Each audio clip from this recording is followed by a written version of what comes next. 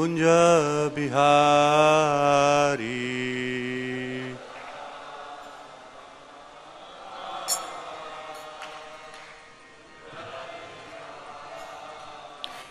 जयो राधा माधव कुंज बिहारी।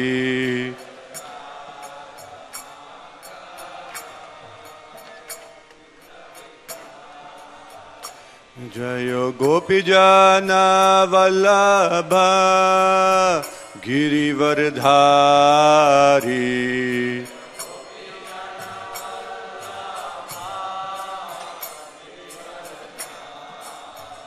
जयो गोपीजन वल्लभ गिरिवरधारी।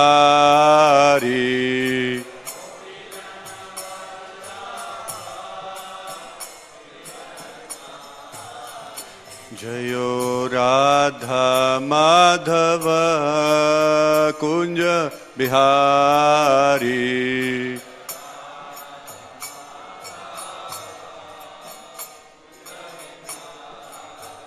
जयो राधा माधव कुंज बिहारी।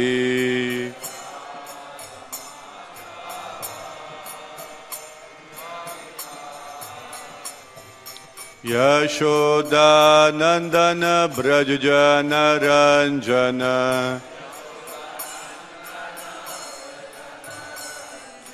यशोदानंदन ब्रज जन रंजन।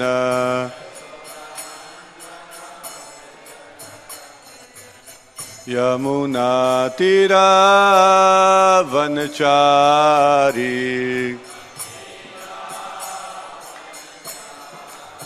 यमुना तीरा वनचारी।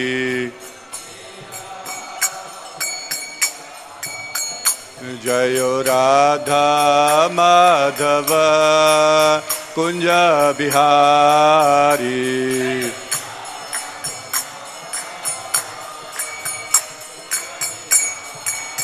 जयो राधा माधव कुंज बिहारी।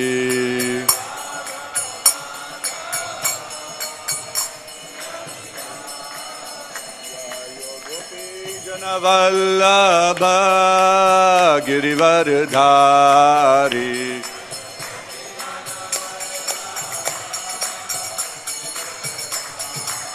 जयो गोपी जन वल्लभ गिरिवरधारी।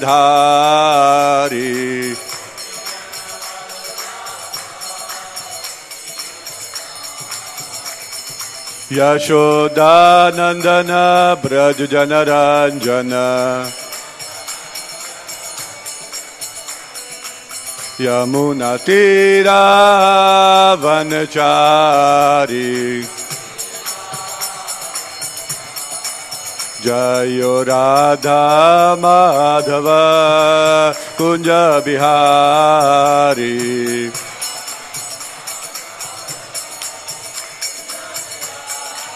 जयो श्री कृष्ण चैतन्य प्रभु नित्यानंद। श्री अद्वैत गदाधर श्रीवासादि गौर भक्तो वृंदा।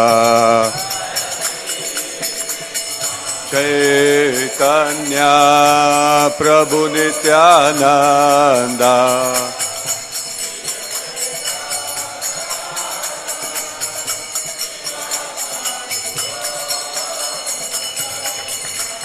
जयो श्री कृष्ण चैतन्य प्रभु नित्यानंद। श्री अद्वैत गदाधर श्रीवासादि गौर भक्तो वृंदा। जयो श्री कृष्ण चैतन्य प्रभु नित्यानंद। श्री अद्वैत गदाधर श्रीवासादि गौर भक्तो वृंदा हरे कृष्णा कृष्णा कृष्णा हरे हरे हरे राम राम राम हरे हरे हरे कृष्णा कृष्णा हरे हरे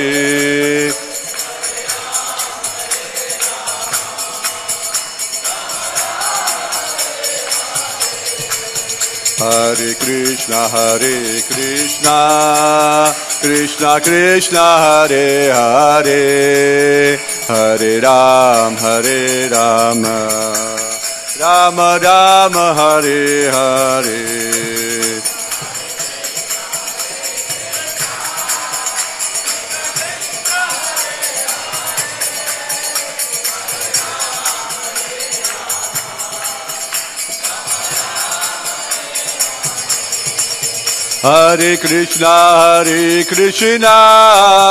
कृष्णा कृष्णा हरे हरे हरे राम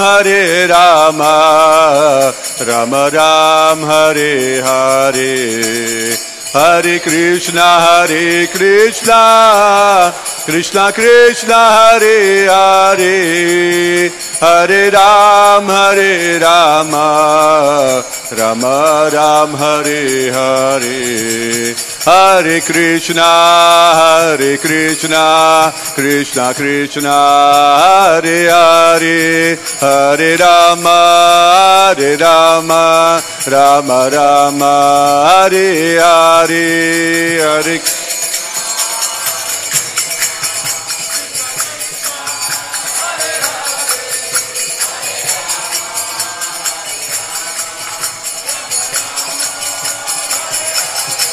जय राधा पतसठी राधे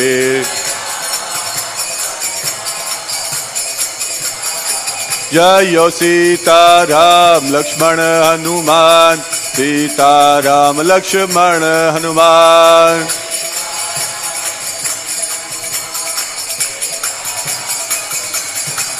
जय गौरानिताय जय गौरानिताय जय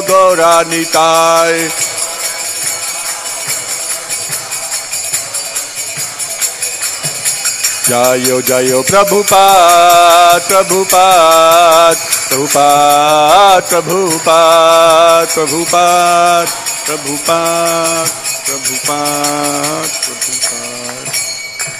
श्रील प्रभुपाद की जय। जय विष्णुपाद परमहंस परिकृष्ण श्रीमद अभय चरणारविंद भक्ति वेदांत स्वामी श्रील प्रभुपाद की जय। इस्कॉन फाउंडर चर बीबीडी फाउंडर चर saviour the whole world Srila Prabhupada की जय। जय विष्णुपाद परमहंस परिकृष्ण श्रीमद श्री भक्ति सिद्धांत सरस्वती गोस्वामी महाराज श्रील प्रभुपाद की जय। अनंत कोटि वैष्णव वृंद की जय। नामाचार्य श्री राज ठाकुर की जय। प्रेम से कहो जय श्री कृष्ण चैतन्य प्रभु नित्यानंद श्री अद्वैत गदाधर श्रीवासादि गौर भक्त वृंद की जय। श्री श्री राधा पार्थसारथी लता विशाखा जी की जय। श्री श्री सीताराम लक्ष्मण की जय। श्री श्री नरसिंह देव प्रहलाद महाराज की जय। श्री श्री गौर निताय की जय। ग्रंथ श्री भागवतम की जय। पतित पावन श्रील प्रभुपाद की जय। निताय गौर प्रेमानंदे। All glories to the assembled devotees Hare Krishna. All glories to the assembled devotees Hare Krishna. All glories to the assembled devotees Hare Krishna. All glories to Shri Guru and Gaurango. All glories to Srila Prabhupada ki jai. Om Namo Bhagavate Vasudevaya.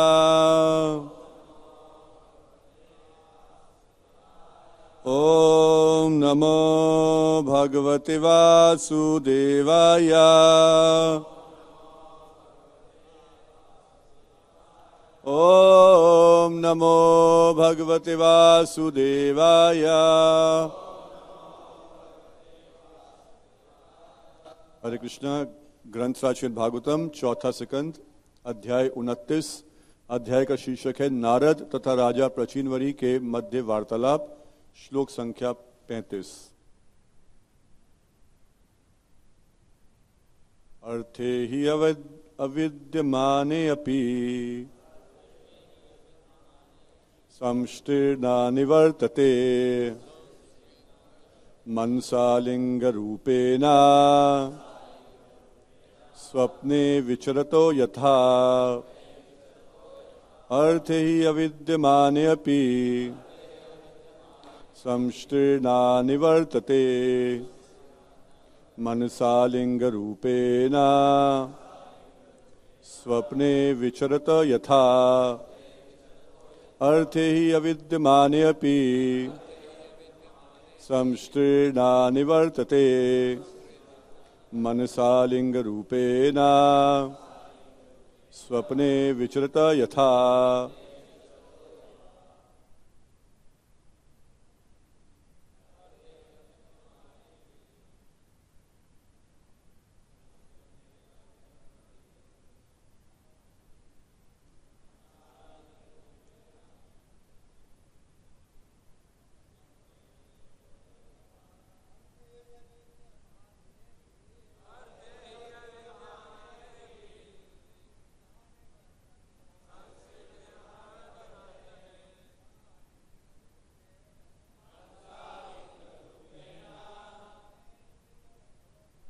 स्वप्ने विचरतो यथा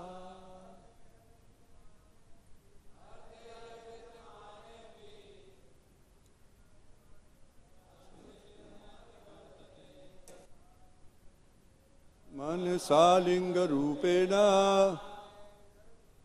स्वप्ने विचरतो यथा अर्थे विद्यमाने अपि संस्तीर्ण निवर्तते मनसा लिंगरूपेण स्वप्ने विचरतो यथा अर्थे विद्यमाने अपि संस्तीर्ण निवर्तते मनसा लिंगरूपेण स्वप्ने विचरतो यथा। धन्यवाद माता जी, प्लीज। अर्थे अविद्यमाने अपि संस्तीर्ण निवर्तते मनसा लिंगरूपेण स्वप्ने विचरतो यथा। धन्यवाद। शब्दार्थ, अनुवाद और तात्पर्य श्रील प्रभुपाद के द्वारा। श्रील प्रभुपाद की जय।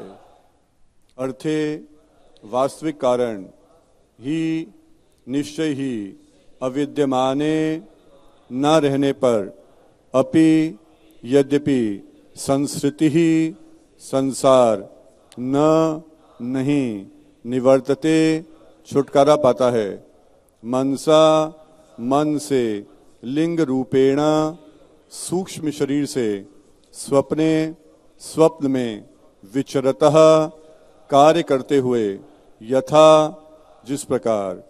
अनुवाद कृपया साथ साथ दोहराइएगा। कभी कभी हमें इसलिए कष्ट होता है क्योंकि हमें स्वप्न में शेर या सर्प दिख जाता है, किंतु वास्तव में वहां ना तो शेर होता है ना सर्प। इस प्रकार हम अपनी सूक्ष्म अवस्था में कोई परिस्थिति उत्पन्न कर लेते हैं और उसके परिणामों को भोगते हैं।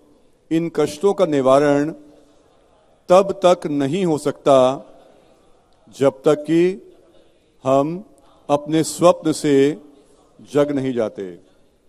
तात्पर्य, जैसा कि वेदों का कथन है, जीव सदैव सूक्ष्म तथा स्थूल इन दोनों प्रकार के शरीरों से पृथक रहता है। हमारे सारे कष्ट भौतिक इन शरीरों के कारण हैं। भगवद गीता 2:14 में इसकी व्याख्या की गई है। मात्रा स्पर्शस्तु कौन्तेया शीतोष्ण सुख दुखाखदा आगम आपेनो अनित्या तंसरिक्ष्वा भारता। हे कुंती पुत्र, सुख तथा दुख का अस्थायी प्राकट्य और फिर उनका अदृश्य होना शीत तथा ग्रीष्म ऋतुओं के प्राकट्य तथा उनके प्रस्थान के समान है। हे भारत, वे इंद्रियों एवं विषयों के संयोग से उत्पन्न हैं और मनुष्य को चाहिए कि अविचल भाव से उन्हें सहना सीखे। इस प्रकार श्री कृष्ण ने अर्जुन को बताया कि सारे शारीरिक कष्ट आते जाते रहते हैं। मनुष्य को चाहिए कि इन्हें सहना सीखे।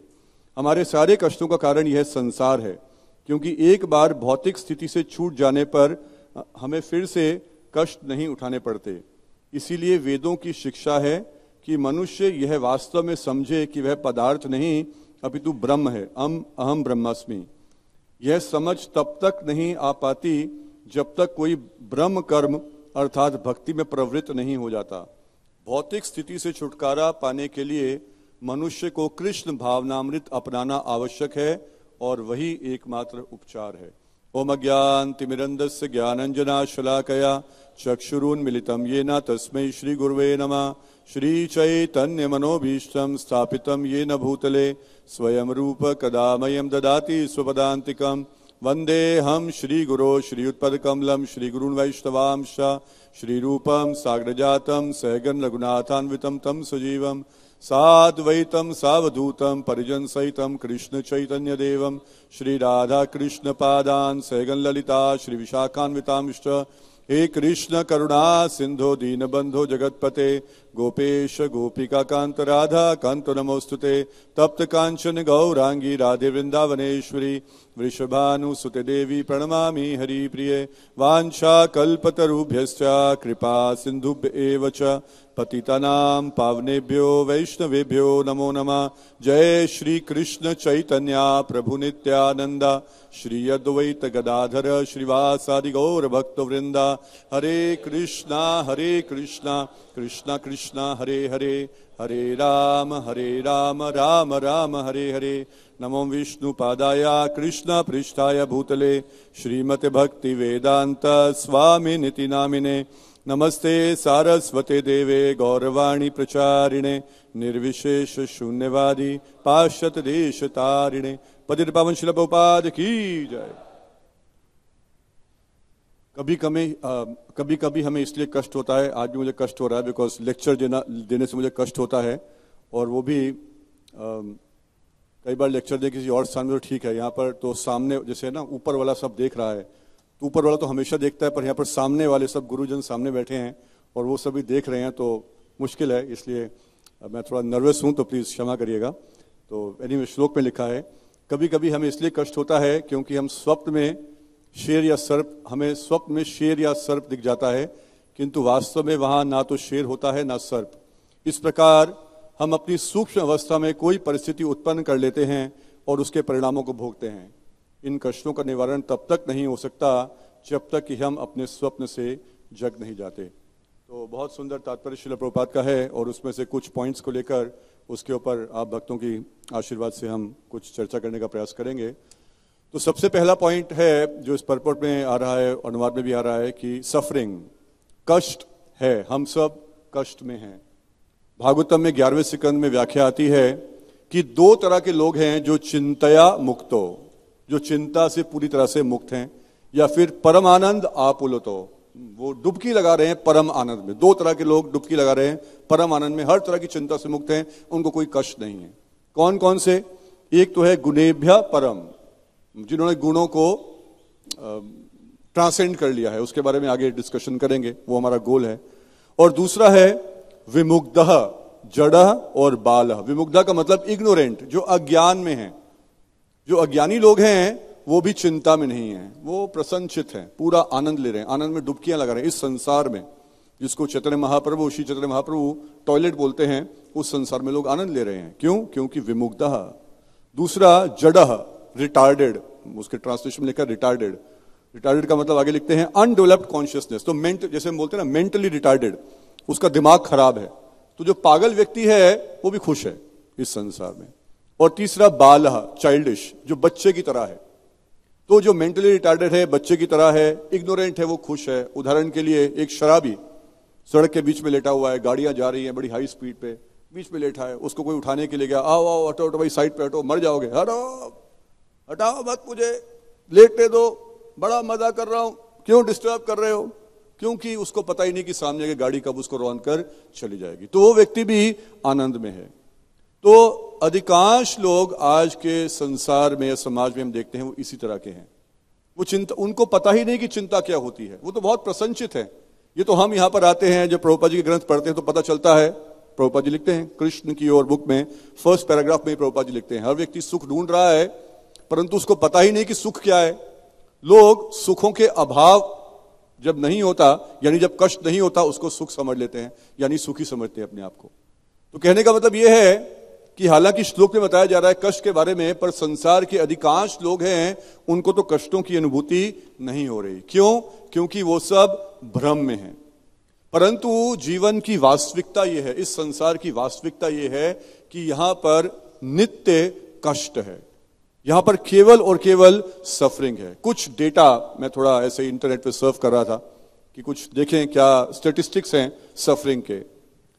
तो पूरे संसार में एड्स नाम का जो रोग है, जिसका जो निरोग है, उसके बारे में कोई उपचार नहीं है। 36.7 million people are suffering from AIDS. Hunger, भूखमरी, 925 million people are suffering from 925 million people, almost 1 billion. Total world population is, I think, 30 billion or something? 70 billion. 7 billion. 7 billion. Total world population is 7 billion. Imagine 1 billion. करीब 13% लोग भूखमरी से परेशान हैं। 60 million लोग ऐसे हैं जिनको लड़ाई झगड़े के कारण अपने घर से बाहर निकाल दिया गया। लड़ाई झगड़े के कारण, किसी आतंकवादी आ गया, कोई डाकू आ गया, किसी घर के लोग नहीं, सिविल भाई भाई में झगड़ा हो गया। तो 60 मिलियन लोग ऐसे हैं जिनको घर से निकाल दिया गया। उसके अलावा 218 मिलियन लोग ऐसे हैं जिनको देवी देवताओं ने घर से निकाल दिया, यानी आदि दैविक, भूकंप आया, सुनामी आया, नेचुरल डिजास्टर्स, उनके कारण वो घर से बेघर हो गए। 300 मिलियन लोग डिप्रेशन में हैं आज संसार में। और उसके अलावा 260 मिलियन जो डिप्रेशन में नहीं है परंतु उनको एंग्जाइटी डिसऑर्डर्स है, मतलब बॉर्डर पे हैं। इंडिया पाकिस्तान बॉर्डर होता है तो बॉर्डर पे हैं, अभी डिप्रेशन में घुसने वाले हैं। 300 मिलियन डिप्रेशन और 260 मिलियन उसके बराबरी कंपटीशन चल रहा है एंग्जाइटी डिसऑर्डर, मतलब अभी डिप्रेशन में आने वाले हैं। तो पूरे संसार में हम देखें केवल और केवल समस्याएं हैं, और ये समस्याएं केवल स्टेटिस्टिकली नहीं है, अवेलेबल नहीं है, स्टेटिस्टिकली प्रेजेंट नहीं है, ये हमारे और आपके बीच में है। एक छोटा सा चुटकुला या कहानी थी, इंटरनेट पे मुझे मिला। जो नाम का एक व्यक्ति था, बहुत परेशान था क्योंकि बेचारा सुन नहीं सकता था। तो नेचुरली जब परेशानी हो तो हमारा पूरा प्रयास होता है उस परेशानी को सॉल्व किया जाए। तो उसको पता चला कि अगर मेरे कानों का ऑपरेशन हो जाएगा, मुझे नए कान मिल जाएंगे तो सुन पाऊंगा। तो उसने बहुत परिश्रम किया, अथक परिश्रम किया, बहुत पैसा कमाया, और पैसे कमाने के बाद उसने सर्जरी कराई, और सर्जरी कराने के बाद भगवान की कृपा से उसको कान प्राप्त हो गए। अब जब उसको कान मिल गए तो बहुत खुश हुआ। वहां लिखा है, मैं वर्बेटिम बोल रहा हूं, जो इंटरनेट पे लिखा था, बीथोवन उसका म्यूजिक, बीथोवन का म्यूजिक बहुत सुंदर माना जाता है वर्ल्ड वाइड। वो बीथोवन का म्यूजिक है, वो सुन रहा है। छोटा बच्चा है, जब हंसता है तो उसकी हंसी में कितनी अच्छी लगती है। ग्रस्तों को, ब्रह्मचारी तो दूर रहते हैं पर ग्रस्त लोग बहुत प्रसन्नचित होते हैं। तो छोटे बच्चे की हंसी सुनकर उसको बहुत अच्छा लग रहा है। तो इस तरह से वो बहुत आनंद की स्थिति प्राप्त करता है कानों के ऑपरेशन के बाद, पर उसी क्षण उसको दुख फिर से पकड़ लेता है। क्या दुख पकड़ लेता है? क्योंकि आगे लिखा है वास्तव में बोल भी नहीं सकता था, यानी अगली टेंशन उसकी वेट कर रही है, अगली एंग्जाइटी, अगला स्ट्रेस जो है वो उसकी वेट कर रहा है। अब इसका उपचार कैसे होगा उसके बारे में सोचता है। मैंने व्यावहारिक रूप से देखा, एक बड़े सज्जन व्यक्ति का, बहुत धनी व्यक्ति का, मैंने पहले भी यहां शेयर किया होगा, बहुत धनी व्यक्ति हैं, उनका हॉस्पिटल भी है अपना, बहुत बड़ा हॉस्पिटल है, बहुत नामी हॉस्पिटल है। उनकी पत्नी को कैंसर हो गया, और जब पत्नी को कैंसर हो गया तो नेचुरली आजकल वैसे तो कैंसर, ये भी हम कह सकते हैं सफरिंग के बारे में, पहले जो सफरिंग होती थी, जो कैंसर होता था, वो मूवी में, हिंदी मूवी में राजेश खन्ना को होता था। सिर्फ फिल्मी हीरो को कैंसर होगा और सब लोग आंसू बहाएंगे। आज सबको कैंसर है, घर घर में, इतो कैंसर, परतो कैंसर, यतो यामी ततो कैंसर, सब जगह हर किसी को कैंसर हो रखा है। तो उसकी पत्नी को कैंसर हो गया। अब कैंसर हो गया तो नेचुरली इतने बड़े बड़े हॉस्पिटल खुले हैं, उसका अपना हॉस्पिटल भी इसलिए है, तो कैंसर का उपचार चल रहा है, बहुत पैसा खर्च किया, बहुत एफर्ट किया, और बहुत सालों के बाद जाकर उसकी पत्नी कैंसर से ठीक हो गई। और जब पत्नी कैंसर से ठीक हो गई तो अब तो सब ठीक ठाक, अब तो सारी समस्या चली गई। तो पति, पत्नी और उनका एक बेटा यंगस्टर, उसको प्रेसिडेंट ऑफ इंडिया ने कोई गोल्ड मेडल दिया था, क्योंकि वो फास्ट अपकमिंग एंटरप्रेन्योर्स में था वो एक। तो ये युवा बेटा और पति पत्नी बाहर घूमने के लिए गए। चलो अब तो मेरी माँ ठीक हो गई है, पति ने सोचा पत्नी ठीक हो गई है, और बाहर घूमने गए अफ्रीका में। और अफ्रीका में घूमने गए, वहां पर वो जो बेटा था, करीब 23, 24, 25 साल का था, उसको फूड पॉइजनिंग हो गई, और वहीं पर बिकॉज मेडिकल फैसिलिटीज अवेलेबल नहीं थी उसकी डेथ हो गई। तो यहां पर एक समस्या का समाधान कर रहे हैं, परंतु वहां पर जाकर दूसरी समस्या ने पकड़ लिया। इवन भक्तों में होता है। हमारे फरीदाबाद में एक डिवोटी हैं, बहुत अच्छे कपल, बहुत अच्छी माता जी, बहुत अच्छी हैं, 16 माला करती हैं, अच्छी भक्त हैं, और उनके घर में आग लग गई। जब घर में आग लग गई तो सारा कुछ अस्त व्यस्त हो जाता है, समाप्त हो गया। 3-4 महीने बाद अभी इस सदमे से बाहर निकले थे तो पति को डेंगू हो गया, और पति डेंगू से पीड़ित है, पति हॉस्पिटल में है, आईसीयू में है, और ये जो माता जी हैं सुबह शाम जा रही हैं, पति की सेवा कर रही हैं।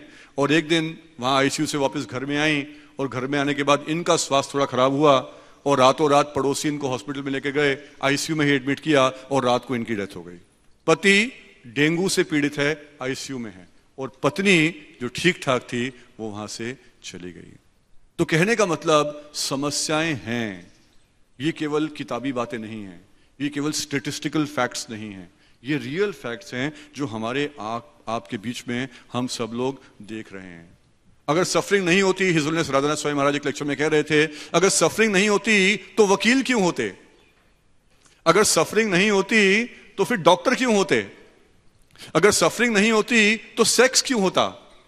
अगर सफरिंग नहीं होती तो सिनेमा घर क्यों होते? ये सब के सब तथाकथित उपचार हैं। किस लिए? कि हम प्रॉब्लम में हैं, यहां पर क्लेश ही क्लेश है, यहां पर समस्या ही समस्या है। दो तरह के समाधान मिलते हैं, संसार हमें दो तरह के समाधान देता है। एक तो उपचार करने का प्रयास करता है, जैसे डॉक्टर के पास जाएंगे उस बीमारी को ठीक करने का प्रयास करता है, एक तो ये है, और दूसरा उसी सफरिंग को भुलाने का प्रयास करते हैं। उदाहरण सिनेमा घर, मूवी हॉल में जाएंगे तो क्या करेंगे? रियल लाइफ को भूल जाओ और रियल लाइफ को अपना लो। रियल लाइफ समझते ना, रियल में है सिनेमा, रियल लाइफ सच है और रियल लाइफ को भूल जाओ, यानी सफरिंग भुलवाने का वो हम लोग प्रयास करते हैं। तो चाहे हम भुलाने का प्रयास करें, चाहे उपचार करने का प्रयास करें, परंतु पॉइंट ये है, श्रील प्रभुपाद हमारी आंखें खोलते हैं कि इस संसार में केवल सफरिंग ही सफरिंग है। इसलिए प्रभुपाद जी बोलते हैं, this place is not a place for gentleman to stay. जो एक अच्छा व्यक्ति है, जो विवेकी व्यक्ति है, उसको यहां से निकलने का प्रयास करना चाहिए। आज के तात्पर्य में श्रील प्रभुपाद आगे जाकर पॉइंट बताते हैं कि क्या रूट कॉज है सफरिंग का, क्यों है ये क्लेश, क्यों है समस्या, क्यों है प्रॉब्लम, उसकी जड़ क्या है। प्रभुपाद जी कहते हैं, all are sufferings are due to these material bodies. आज के पर्पट में बोल रहे हैं प्रभुपाद जी, सारी सफरिंग किस लिए है? क्योंकि ये जो हमने भौतिक देह प्राप्त किया है, जो देखने में बहुत सुंदर लगता है, सुबह से लेकर रात तक, जन्म से लेकर मृत्यु तक, जिसको सजाने संवारने के लिए, कॉस्मेटिक इंडस्ट्रीज के लिए, जितनी इंडस्ट्रीज हैं वो किस लिए हैं? केवल इस देह की पूजा करने के लिए हैं, केवल इस देह को सजाने के लिए। देखने में सुंदर, बड़ा आकर्षक लगता है, अट्रैक्ट हो जाते हैं हम, एक दूसरे की बॉडी से अट्रैक्ट हो जाते हैं, परंतु अल्टीमेटली क्या है? केवल दुख देने वाला है। इसलिए अवंती ब्राह्मण बोलते हैं भागवतम में 11वें स्कंद में, हम सबने इसके बारे में श्रवण किया हुआ है, एक बार फिर अपने शुद्धिकरण के लिए इसको समझेंगे। वो क्या बोलते हैं? ये जो देह है ये मेरा गुरु है।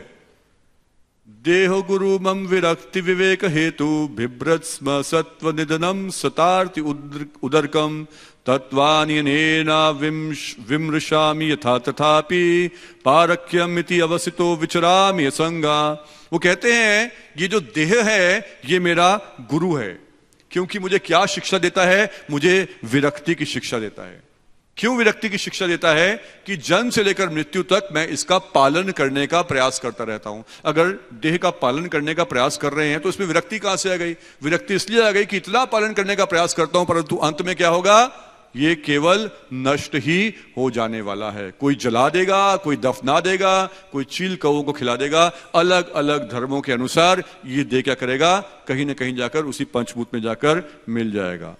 अगले श्लोक में बोलते हैं, एक व्यक्ति जो कि बहुत आसक्त है अपने देह से और देह से संबंधित जो भी जन है, परिजन, परिवार वाले हैं, धन हैं, उन सबसे बहुत आसक्त हैं, इसका देह व्यक्ति का एक उसके लिए दूसरी प्रॉब्लम क्रिएट करता है। ना केवल अंत में जाकर मर जाता है, परंतु ऐसा काम करके जाता है कि वो व्यक्ति भूल नहीं पाएगा। क्या काम करके जाता है? जैसे एक पेड़ क्या करता है? एक बीज दे देता है। उसी तरह ये जो शरीर है जिसके साथ हम पूरा संग करते रहते हैं पूरा जीवन, वो भी हमें एक बीज दे देता है। किस चीज का बीज दे देता है? एक अगले शरीर का बीज दे देता है कि ये जो पुनरअपि जननम पुनरअपि मरणम है, इसमें हम लोग सदैव के लिए लगे रहते हैं।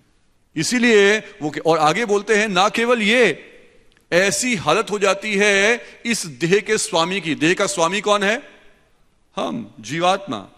ऐसी हालत हो जाती है देह के स्वामी की जैसे एक पति की हालत होती है। कैसे पति की? जिसकी बहुत सारी पत्नियां हो। एक पत्नी को संभालना ही बहुत मुश्किल है। इसलिए बेस्ट है yellow and then yellow to orange, सीधा, ये बेस्ट है, बेस्ट प्रोग्रेशन।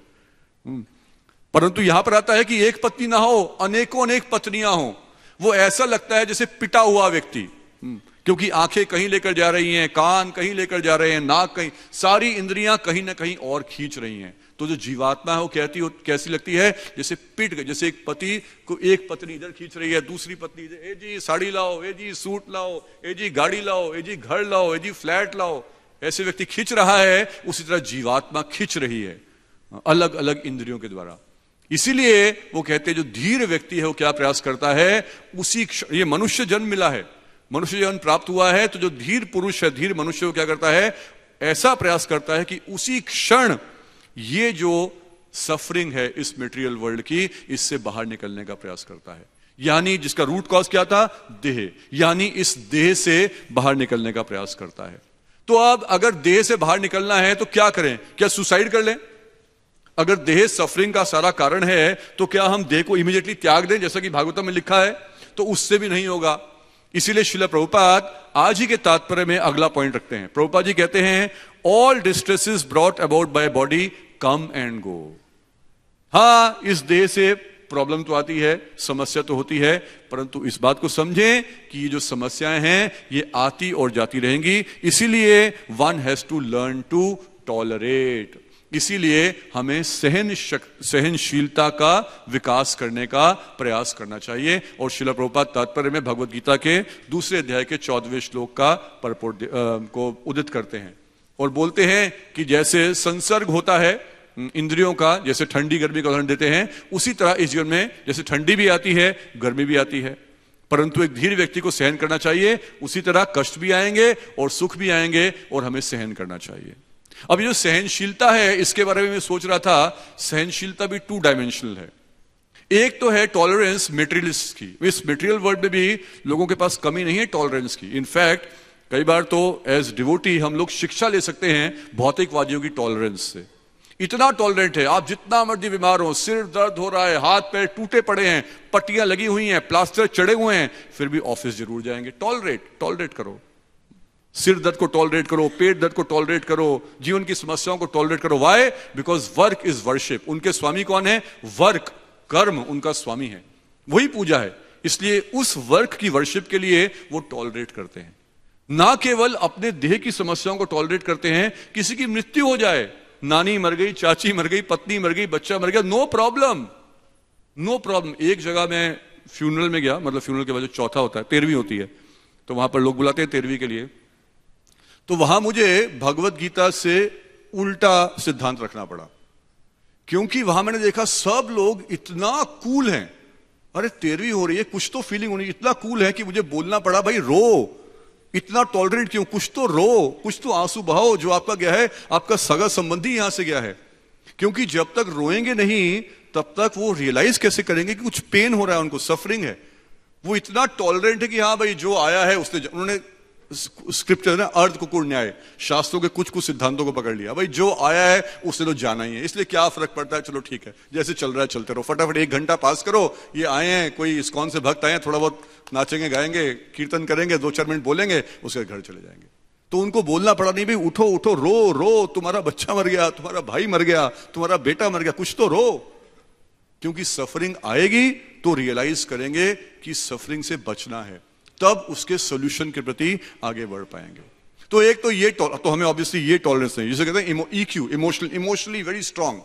इसीलिए पहले IQ था, उसके बाद EQ था, emotionally very strong. Emotionally strong तो कंप्यूटर भी इमोशनली स्ट्रांग है, उसको फर्क ही नहीं पड़ता, उसको मारो, हल्का मारो, तेज मारो, पटक दो, ज्यादा से खराबी तो हो जाएगा, तो ठीक है हम भी खराब हो जाएंगे, प्लास्टर चढ़ा देंगे, और क्या हुआ, रिपेयर कर देंगे।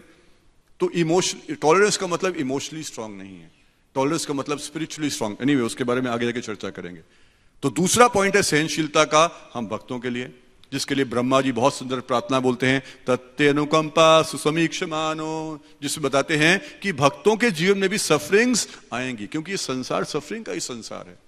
परंतु भक्तों को क्या करना है? भक्तों को बहुत प्रसन्नचित हो जाना है इन सफरिंग्स को रिसीव करते हुए, क्योंकि सफरिंग्स कौन दे रहे हैं? ये हमारा कर्म हमें सफरिंग नहीं दे रहा।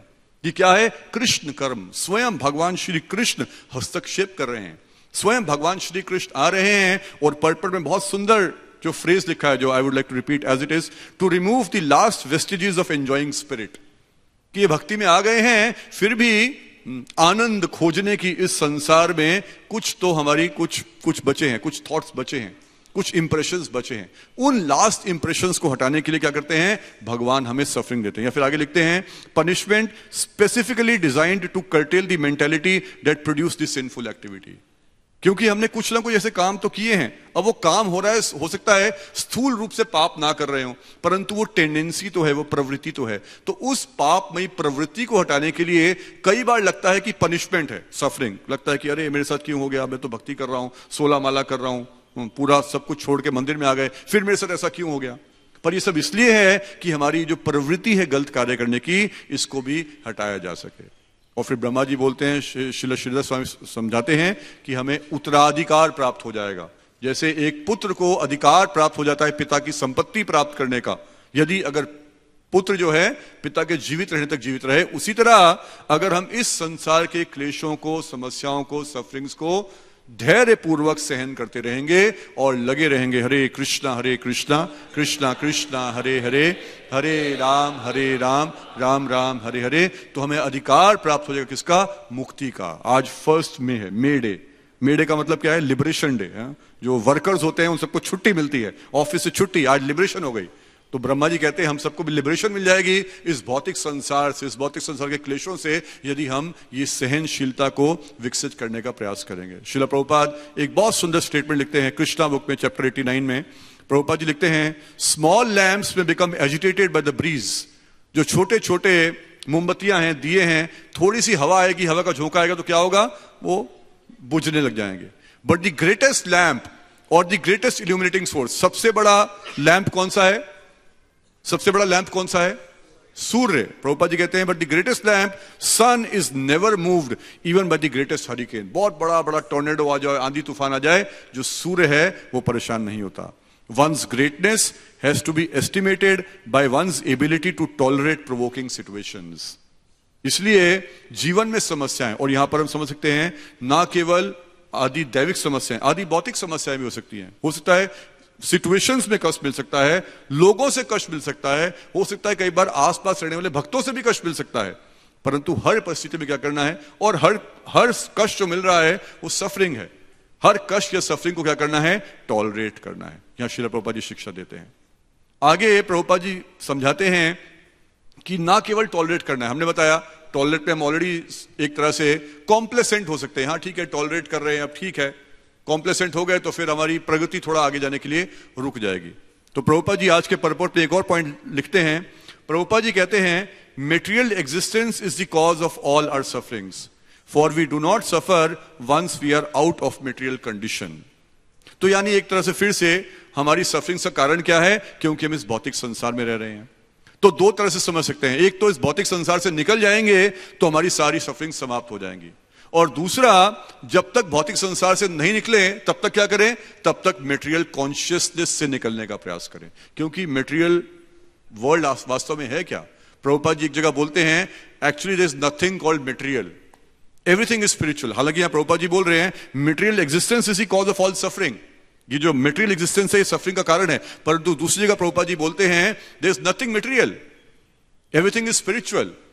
When something is covered by maya, Prabhupada बोल रहे हैं exactly, when something is covered by maya it becomes material, and what is maya? Forgetfulness of Krishna is maya. तो यानी मेटेरियल कंडीशन का मतलब सिर्फ मेटेरियल वर्ल्ड नहीं है, मेटेरियल कंडीशन का मतलब दूसरा क्या है? Material consciousness. तो हमें मेटेरियल कॉन्शियसनेस से उठकर, अभी हमारी चेतना जो है वो रिवेट हो गई, जैसे रिवेट होता है ना, यहां रिवेट लगा देते हैं, हमारी चेतना रिवेट हो गई है बॉडी से। इसलिए शरीर को कुछ भी होता है, या शरीर के साथ कुछ भी होता है, या शरीर से कनेक्टेड मिथ्या अहंकार के साथ कुछ भी होता है, तो क्या होता है? हमें उसी क्षण कष्ट होता है, क्योंकि ये रिवेटिंग हो रखी है। तो यहां पर प्रेरणा मिल रही है कि इस रिवेट को खोलना पड़ेगा, ये मटेरियल कॉन्शियसनेस को हटाना पड़ेगा और रिप्लेस करना पड़ेगा। किससे रिप्लेस करना पड़ेगा? स्पिरिचुअल कॉन्शियसनेस से रिप्लेस करना पड़ेगा। उपदेशामृत में प्रभुपाद जी हमें सिम्टम्स बताते हैं हमारी मटेरियल कॉन्शियसनेस के। जो हमारा ये रोग है, मिथ्या अहंकार का, फॉल्स ईगो का जो रोग है, प्रभुपाद जी उसके सिम्टम्स बताते हैं। प्रभुपाद जी कहते हैं पहली बात तो जब एक व्यक्ति इस भौतिक संसार में रुचि रखता है भौतिक कार्यकलापों में, तो इसका मतलब वो रोगी है। अब हो सकता है हम फुल टाइम डिवोटी हो सकता है मंदिर में रह रहे हो, एज ए गृहस्था रह रहे हो, एज ए ब्रह्मचारी रह रहे हो, परंतु फिर भी क्या पता हमारा लंगर तो वहीं का वहीं हो। जैसे श्रीला भक्ति सिद्धांत सरस्वती ठाकुर उस कथा में बताते हैं, जो शादी की पार्टी जा रही थी बोट में, लंगर वहीं का लटका हुआ था। या फिर श्रीला भक्ति सरस्वती ठाकुर समझाते हैं कि we may be maintaining our hidden habits, our habits secretly, अपनी बुरी आदतों को सीक्रेटली मेंटेन करके रख रहे हो। उससे भी क्या होगा? आध्यात्मिक प्रगति नहीं होगी। तो ये कहने का मतलब है हमारी अटैचमेंट, हमें कुछ जूस नजर आ रहा है इस संसार में। हालांकि प्रहलाद महाराज तो बोल रहे हैं कि चबाए हुए गंडेरी होती है ना, गन्ना, आजकल तो लोग गन्ना नहीं खाते, पहले गन्ना खाया करते थे लोग। तो एक गंडेरी को चबाओ, चूसने के बाद इतनी सूखी हो जाती है कि उसको थूक दो। पर प्रहलाद महाराज कहते हैं उसी किसी की चबाई हुई गंडेरी है, उसको उठाया और फिर से मुंह में डाल लिया कि नहीं, उसको नहीं मिला पर मुझे एक रस की बूंद तो मिल जाएगी। तो यहां पर प्रभुपाद जी ये बता रहे हैं कि हम थोड़ी सी एंजॉइंग स्पिरिट, हमें लगता है कुछ तो रस यहां पर होगा ही होगा। या दूसरा बोलते हैं होप अगेंस्ट होप, यानी हम प्रयास करते हैं, ठीक है यहां पर गलती हो गई, कोई दूसरा समाधान करते हैं, उस समाधान से पहली त्रुटि ठीक हो जाएगी, परंतु दूसरा समाधान है वो क्या बनता है? वो एक और त्रुटि बन जाता है। तो समाधान त्रुटि करते करते यहीं पर हम फंसे रहते हैं। और तीसरा प्रभुपाद जी कहते हैं बहुत भयंकर एक सिम्टम बताते हैं, if one is advised to take to Krishna consciousness and be happy, he does not accept such instructions. अगर ऐसी स्थिति में आकर कोई हमें झंझोरे, कोई उठाए, कोई हिलाए, भाई हटो, उठो, हरे कृष्णा करो, भक्ति करो, समर्पण करो, तो हमें ये इंस्ट्रक्शंस अच्छी नहीं लगती। हमें इंस्ट्रक्शंस भी तब तक अच्छी लगती हैं अपनी अथॉरिटी की, जब तक वो हमारी हां में हां मिला रहे हो। जब हमारी अथॉरिटी, स्पिरिचुअल अथॉरिटी कुछ ऐसी चीज बोल दे जो हम नहीं सुनना चाहते, जो हम नहीं करना चाहते, तो हम अथॉरिटी चेंज करने के लिए भी रेडी हो जाते हैं। अथॉरिटी को उसी सेकंड रिजेक्ट करने को तैयार हो जाते हैं। ये हमारा डिजीज है, प्रभुपाद जी बता रहे हैं, ये हमारा रोग है। तो इसलिए कहने का मतलब है, प्रभुपाद जी कह रहे हैं कि जो भी हो, हमें इस मटेरियल वर्ल्ड या मटेरियल कॉन्शियसनेस से बाहर निकलने का प्रयास करना है, स्पिरिचुअल कॉन्शियसनेस को डेवलप करना है। जैसे स्पिरिचुअल कॉन्शियसनेस है प्रहलाद महाराज की, इतनी कथा हम सबने सुनी होगी ऑब्वियसली, प्रहलाद महाराज के साथ क्या क्या नहीं किया गया, परंतु उनकी स्पिरिचुअल कॉन्शियसनेस थी, इसलिए नो सफरिंग।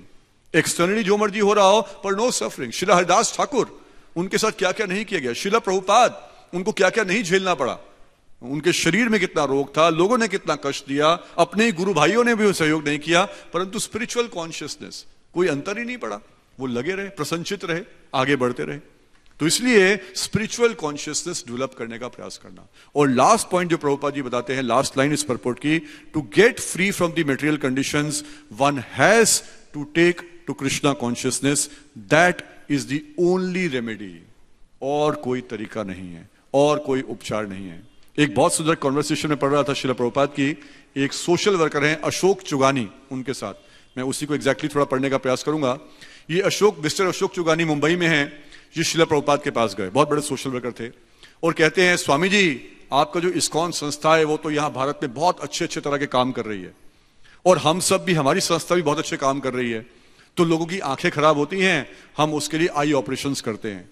और फिर उसने बोलते बोलते उसका सीना एक तरह से चौड़ा हो गया। उसने बोला कि स्वामी जी हमारे पास हॉस्पिटल है जहां पर 5200 पेशेंट्स की व्यवस्था है, 5200 लोगों की आई सर्जरी हम कर सकते हैं।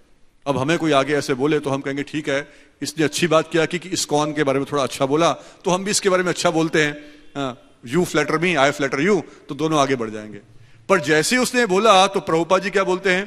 प्रभुपाद जी बोलते हैं, we are following Bhagavad Gita as it is. Bhagavad Gita does not teach that you help the people by taking care of their eyes.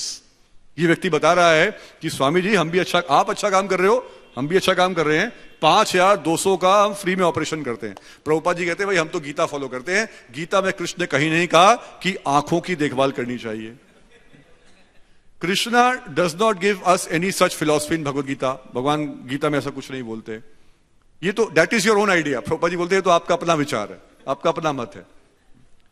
But we are applying Bhagavad Gita as it is, पर हम तो गीता को यथारूप अप्लाई कर रहे हैं। That is the difference between your work and hours. यही अंतर है तुम्हारे कार्य में और हमारे कार्य में। हमारा प्रोग्राम आंखों को संतुष्टि देना नहीं है, रिलीफ देना। रिलीफ मतलब समस्या का समाधान नहीं है। आंखों की समस्या का समाधान हमारा काम नहीं है। हम जो हैं लोगों को रियल रिलीफ दे रहे हैं। वास्तविक जो प्रॉब्लम्स हैं उसका निवारण दे रहे हैं। If you give a man Krishna consciousness, वही बात जो प्रभुपाद जी कह रहे हैं, Krishna consciousness is the only solution. Prabhupada ji यहां पर भी यही बोल रहे हैं, if you give a man Krishna consciousness he won't have to take another birth in the material body. Again same बात जो प्रभुपाद जी ने आज के तात्पर्य में बोली थी, क्योंकि रूट कॉज क्या है सफरिंग का? मटेरियल बॉडी रूट कॉज है। आगे जाकर ये अशोक चुगानी बोलता है, ये सब प्रभुपाद और डिटेल में इसके बारे में आंसर देते हैं। फिर आगे मिस्टर अशोक चुगानी बोलते हैं, what about the problem of starvation. हमने भी डिस्कस किया, 1/7 population of this whole world is भूखे मर रहे हैं लोग। करीब 13% लोग भूखे मर रहे हैं। तो मिस्टर अशोक चुगानी पूछते हैं कि what about the problem of real starvation. Prabhupada ji कहते हैं starvation that is not a problem. भूखमरी ये तो कोई समस्या नहीं है। आगे प्रभुपाद जी बोलते हैं, God is perfectly providing food for all living beings. भगवान तो सबको खाना पूरी तरह से दे रहे हैं। If someone is not getting any food that is a blessing. किसी को खाना नहीं मिल रहा, कोई भूखा मर रहा है तो भगवान की बहुत बड़ी कृपा है। It is God's arrangement to correct him, क्योंकि उसने गलत काम किया है। प्रभुपाद जी आगे बोलते हैं, जैसे एक बच्चा है और बच्चे को रोग हो जाए और उसका पिता उसको कुछ खाने को नहीं देता, तो बच्चा थोड़ा बगावत करता है कि मुझे भूखा मार दिया, मुझे भूखा मार दिया। ये तो पिता की बहुत बड़ी कृपा है कि बच्चे को खाने नहीं दिया, ताकि क्या हो जाएगा, वो स्वस्थ हो जाएगा। तो इस तरह श्रील प्रभुपाद फिर से इस बात को रिट्रेट करते हैं कि जो छोटी मोटी प्रॉब्लम्स जो आप कर रहे हैं तनाव दूर करने के लिए संसार का, वो रियल चीज नहीं है। रियल सोल्यूशन क्या है? कृष्णा कॉन्शियसनेस। और फिर ये व्यक्ति आगे जाके बोलता है, the ways of God in the world are difficult for us to understand. ये भगवान के बारे में समझना बड़ा मुश्किल है स्वामी जी। आप कह रहे हो भगवान भूखा मार रहा है तो भगवान की कृपा है, तो भगवान बहुत अच्छा कर रहे हैं। ऐसा सब समझना तो भगवान के बारे में बहुत कठिन है हमारे लिए। ये तो बहुत दे डू सीम अनजस्ट। लगता है कि भगवान बहुत ही जैसे पक्षपात करते हैं। भगवान तो बड़े अनजस्ट है, कोई अन्याय, ये तो अन्याय है भगवान का। वो बोलता है आगे। तो प्रभुपाद जी कहते हैं, actually you don't believe in God. वास्तव में तुम भगवान में विश्वास नहीं करते। और फिर प्रभुपाद जी उदाहरण देते हैं जर्मनी का। वो जो उनके गुरु भाई कहते हैं, मेरा एक गुरु भाई जर्मनी गए और उन्होंने बताया कि वहां पर क्या हुआ, वर्ल्ड वॉर हुआ। और जब वर्ल्ड वॉर हुआ तो वहां पे जो पत्नियां थी वो भगवान को प्रार्थना कर रही थी, भगवान बचा लो, मेरे पति को बचा लो, मेरे बच्चे को बचा लो जो वॉर में गया है। और वो मर गए। और मरने के बाद क्या कहा कि भगवान तो वास्तव में होते ही नहीं। तो प्रभुपाद जी बोल रहे हैं, that is their understanding of God. When the war was declared they did not consult God. जब लड़ाई करने निकले थे, जब पाप करने निकले थे, तब तो भगवान को कंसल्ट नहीं किया।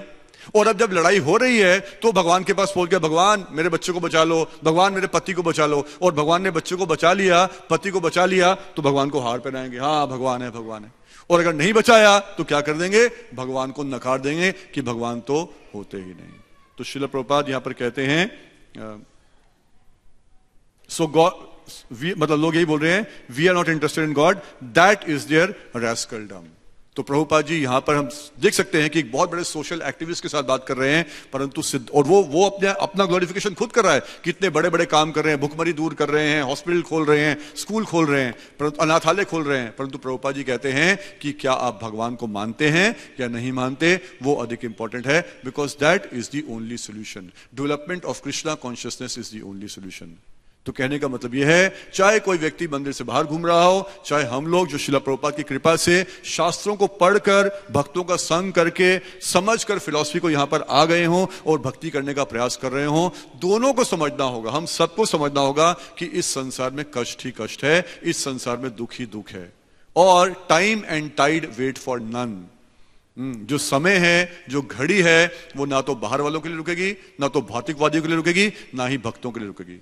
परसों में ऐसे ही कुछ इंटरनेट पे कीर्तन देख रहा था और करते करते उसका जो नेक्स्ट लिंक्स आते हैं और उसमें देखा तो नेक्स्ट आया, passing away of his holiness Tamal Krishna Goswami महाराज। तो जब मैं नया नया इस्कॉन में आया था तो उसके 1 साल बाद ही महाराज का तिरुभाव हुआ था, तो वो वीडियो दिखा रहे थे उसमें। तो इतने बड़े महाराज, इतने बड़े सन्यासी, प्रभुपाद के इतने बड़े भक्त, एकनिष्ठ भक्त, परंतु उनको भी इस संसार से एक तरह से देखा जाए तो दुख वाली परिस्थिति से जाना पड़ा। तो चाहे कोई भी हो, किस भी परिस्थिति में होगा, इस संसार में कष्ट तो है ही है। इसलिए हमें क्या करने का प्रयास करना है? अपनी भक्ति को एक्सेलरेट करने का प्रयास करना है, हमें भक्ति को आगे बढ़ाने का प्रयास करना है। इसलिए we can't afford to be static. हम जहां पर हैं कॉम्प्लेसेंट नहीं हो सकते। हाँ, हम तो अच्छा कर रहे हैं, प्रचार अच्छा कर रहे हैं, हरिनाम अच्छा कर रहे हैं, भक्तों का संग अच्छा कर रहे हैं, प्रसाद भी अच्छा मिल रहा है, सब तरह का, उससे हम सेटिस्फाइड नहीं हो सकते। हमें कंटिन्यूसली इस एंजाइटी में रहना पड़ेगा कि मुझे अपनी भक्ति को डेवलप करना पड़ेगा, भक्ति को डेवलप करना है। यानी हमें शरणागति कृष्णा कॉन्शियसनेस प्रोसेस में बढ़ानी है। और इस शरणागति के मैंने कुछ 4-5 पॉइंट्स नोट किए थे। उसमें एक है सेवा में तत्पर रहना, सदैव तत्पर रहना, मांगना। We should go out and beg. जैसे हम बोलते हैं हरे कृष्णा, तो what are we doing? We are begging. हम भगवान के सामने हाथ फैला रहे हैं, गुरु के सामने हाथ फैला रहे हैं। प्रभुपाद जी के जो शिष्य हैं वो शिला प्रभुपाद के पास जाते थे और हाथ फैलाते थे, Prabhupada please engage us in service. क्योंकि यदि भगवान की सेवा नहीं करेंगे, महान भक्तों की सेवा नहीं करेंगे, गुरु की सेवा नहीं करेंगे, तो इसी देह की सेवा करते रहेंगे और यह देह तो केवल कष्ट ही कष्ट देने वाला है। शुरू से कष्ट देता रहा है, एंड तक कष्ट देगा। इसलिए सेवा, हमें अधिक से अधिक अपने आप को सेवा में एंगेज करना है। और साथ के साथ we have to develop right consciousness, सही सेवा भाव होना चाहिए। ना केवल क्वांटिटेटिवली सर्विसेज, ना केवल नंबर ऑफ सर्विसेज, ना केवल number of hours of engagement in services, but what is the consciousness behind service. हम किस भाव से सेवा कर रहे हैं? क्या हम सेवा कर रहे हैं खुद प्रधान बनने के लिए? क्या हम सेवा कर रहे हैं खुद बड़ा व्यक्ति बनने के लिए? क्या हम सेवा कर रहे हैं दिखाने के लिए, देखो मेरे पास कितना स्किल्स भगवान ने दिए हैं जो भगवान की सेवा में यूज कर रहा हूं? या हम सेवा कर रहे हैं अपने गुरु की प्रसन्नता के लिए, या हम सेवा कर रहे हैं वैष्णवों की प्रसन्नता के लिए? तो राइट कॉन्शियसनेस और उसमें राइट कॉन्शियसनेस में या सेवा भाव में ऑब्वियसली अहेतु की अप्रतिहता, और कोई हेतु नहीं हो, केवल वैष्णव की प्रसन्नता हो और अप्रतिहता। चाहे जैसा भी लगे, चाहे हमें सेवा अच्छी लगे या नहीं लगे, चाहे सेवा से ही हमें सफरिंग मिले, परंतु फिर भी, चाहे सेवा हमारे लिए बर्डन बन जाए, परंतु burden of that is burden of love, हमें फिर भी उस बर्डन को एक्सेप्ट करना है, खुले हाथों से एक्सेप्ट करना है। और तीसरा पॉइंट है विद फुल एंथुजियाज्म, बड़े उत्साह के साथ हमें भक्ति के कार्यकलापों में लगा रहना है। हमें सोना भी बड़े उत्साह के साथ है और जगना भी बड़े उत्साह के साथ है। हरे कृष्णा कृष्णा कृष्णा हरे हरे, हरे राम राम राम हरे हरे। हर कार्य को बड़े उत्साह के साथ करना है। हिज होलिनेस गोपाल कृष्ण गोस्वामी महाराज जी कहते हैं कि एंथुजियाज्म कहां से आता है? पूछा भक्तों ने कि महाराज आपके पास एंथुजियाज्म कहां से आया? अलग अलग आंसर्स हैं। तो एक जगह महाराज बोलते हैं by strong sadhana and by being alert towards Vaishnava aparadh, यानी वैष्णव अपराध ना करने से और स्ट्रॉन्ग मॉर्निंग साधना से एंथुजियाज्म आया। हिज होलिनेस जयप्रदा का स्वामी महाराज से पूछा भक्तों ने, महाराज आपके पास एंथुजियाज्म कहां से आया? कुछ इसका बताइए, रहस्य बताइए। तो महाराज बोलते हैं स्ट्रॉन्ग फेथ इन शिला प्रभुपाद, अपने गुरु की वाणी में पूर्ण विश्वास होना, उससे एंथुजियाज्म मिलता है। एक और वरिष्ठ वैष्णव से मैंने पूछा, महाराज आपके पास कहां से? हिज होलिनेस भक्ति गौर वाणी स्वामी महाराज से पूछा, महाराज एंथुजियाज्म कहां से आया? महाराज ने कहा what do you mean, why are you talking of enthusiasm, are we not doing bhakti? तो उनके कहने का मतलब था अगर हम भक्ति कर रहे हैं तो नेचुरली विल बी एंथुजियास्टिक। अगर हम सही भाव से भक्ति कर रहे हैं तो उसका आउटकम क्या है कि हम उत्साहित हों, क्योंकि हमें ऑलरेडी हृदय में भगवान रेसिप्रोकेट करेंगे तो हमारा उत्साह ऑटोमेटिकली डेवलप हो जाएगा। तो उत्साह के साथ भक्ति के कार्यकलापों को एक्सेप्ट करना। और चौथा है careful and conscious of dealings with devotees, यानी भक्तों के साथ मित्रता का व्यवहार डेवलप करने का प्रयास करना। ऑलरेडी पॉइंट हमने रखा था कि अपराध से बचना, कंपैशन बताया गया शास्त्रों में, compassion towards those who are lower, friendship with those who are equal and seva for those who are higher than us. तो अलग अलग तरह के जो स्तर हैं उनके अनुसार भक्तों से शास्त्रीय रूप से व्यवहार करना, उससे भी हमारी भक्ति डेवलप होगी। और लास्ट पॉइंट जो है आज का डिस्कशन का, स्ट्रॉन्ग फेथ इन गुरु।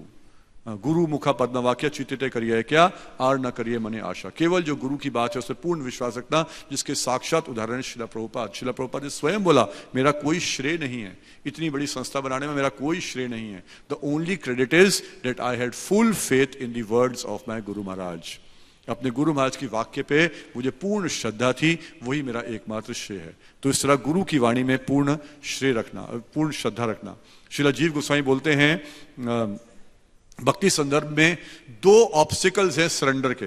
शरणागति, जो कृष्णा कॉन्शियसनेस प्रोसेस है, इसके लिए इसके बीच में दो रुकावटें हैं। पहली है ईगो। जितनी बड़ी हमारी ईगो होगी उतना हमारा शरणागति का भाव कम होगा, क्योंकि जब ईगो बड़ी होगी तो कहां है वो भक्त जिसकी शरण लूं?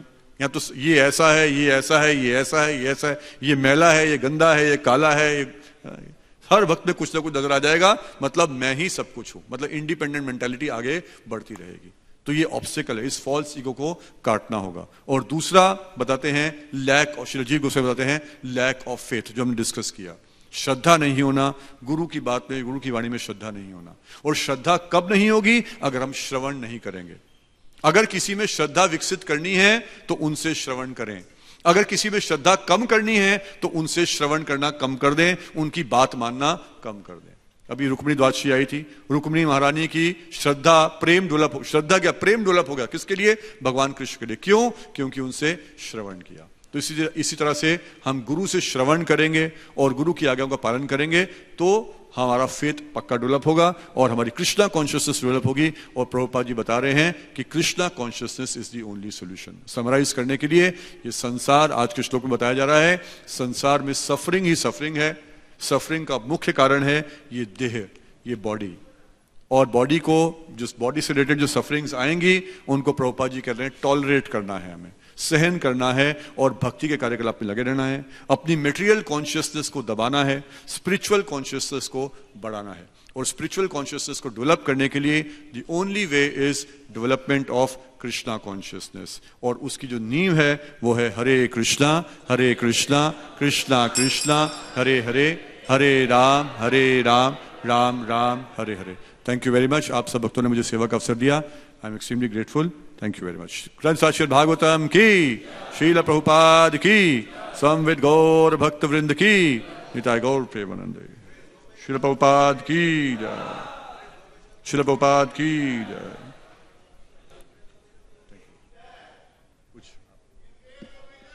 श्रील प्रभुपाद की जय। प्रभु जी कुछ विचार इसके जीता में, प्रभु जी कुछ हरे कृष्णा ऐड कर सकते प्लीज। बहुत बहुत धन्यवाद। तो पहली बात तो गोपेश्वर प्रभु कह रहे थे कि उन्हें समस्या है कि सामने वाला देख रहा है, सामने वाले देख रहे हैं, ये समस्या है। लेकिन वास्तव में समस्या नहीं है। सामने वाले सब जितने हैं गोप हैं और आप हैं गोपेश्वर।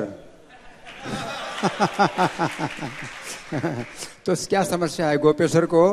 क्या समस्या है गोपों के सामने जो है बोलने में? तो आपकी कोई समस्या नहीं है। दूसरा ये श्लोक है, बहुत गहरा है और प्रभुपाद ने जो तात्पर्य दिया है वो बहुत गहरा तात्पर्य दिया है। क्योंकि मायावादी लोग जो है इस श्लोक का एक गलत उपयोग करते हैं। तो उनका ये कहना है कि ये जो भौतिक जगत है ये मिथ्या है और ये स्वप्न है, स्वप्न के समान मिथ्या है। जैसे स्वप्न में आप देखते हैं तो आप अपने को भी देखते हैं और इनको देखते हैं, इनको देखते हैं, बहुत लोगों को देखते हैं, घर मकान देखते हैं, सड़कें देखते हैं और जो है बहुत कुछ देखते हैं। लेकिन जब आप जागते हैं तो कुछ नहीं होता, आपके सिवा कुछ नहीं है, आप ही सत्य हैं, बाकी सब कुछ मिथ्या है। उनका ये कहना है कि आप स्वप्न की अवस्था में जो कुछ भी देखते हैं तो अपने को भी देखते हैं और बहुत लोगों को देखते हैं। वेराइटीज, कितनी वेराइटीज देखते हैं, घर मकान सड़क। लेकिन वास्तव में जब आप जागते हैं तो आप क्या देखते हैं? आपके सिवा कुछ नहीं। तो ये जगत है ही नहीं, ये केवल एक भ्रम है, एक मिथ्या है। लेकिन जो वैष्णव लोग हैं इस सिद्धांत का खंडन करते हैं। वैष्णव लोग कहते हैं कि वो जो स्वप्न में आपने जगत देखा था, घर मकान परिवार और बहुत से अपने मित्रों को देखा, अपने संबंधियों को देखा, तो वो मिथ्या नहीं है, क्योंकि वो सत्य पर आधारित है। क्योंकि ऐसा जगत है भी, जब आप जागते हैं तो भी आप देखते हैं कि आपके चारों तरफ आपका घर है, मकान है, परिवार है, उसके आधार पर आपने स्वप्न देखा। तो वो जो स्वप्न है वो मिथ्या नहीं है।